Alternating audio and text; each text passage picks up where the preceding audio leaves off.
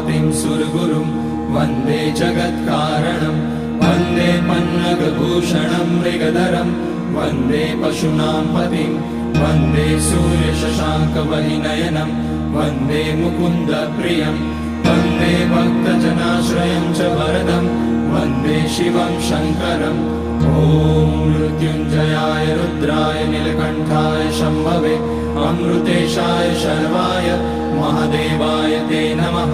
नमस्तेऽस्तु भगवन् विश्वेश्वराय महादेवाय त्र्यम्बकाय त्रिपुरान्तकाय त्रिकाग्निकालाय कालाग्निरुद्राय नीलकण्ठाय मृत्युञ्जयाय सर्वेश्वराय सदाशिवाय श्रीमान् महादेवाय नमः।